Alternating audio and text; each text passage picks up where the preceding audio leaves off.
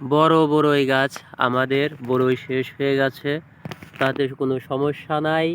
দেখতে পাচ্ছেন, এই যে দেখুন, কি দেখতে পাচ্ছেন, এটা হচ্ছে গরিবের আপেল। আপেল মানে টমেটো, এই যে টমেটো, আর এটা হচ্ছে টমেটোর ফুল।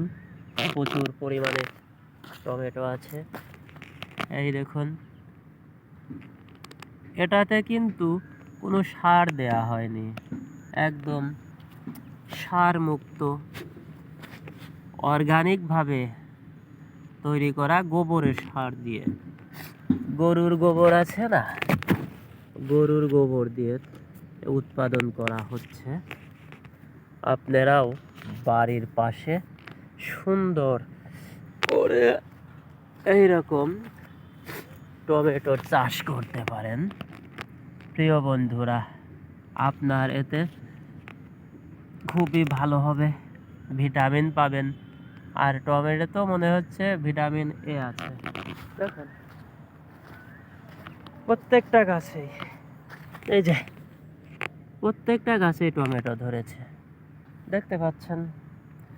একদম দেশীয় কায়দায় তৈরি করা হয়েছে সবজি বাগানটা। এই যে এখানেও আছে, কিন্তু একটা গাছ না, অনেকগুলো গাছ। এই দেখেন, এটা হচ্ছে টমেটোর বাগান।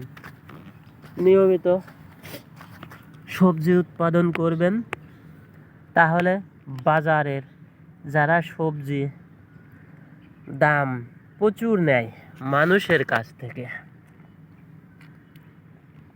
তারা এরকম ডাকাতি করতে পারবে না।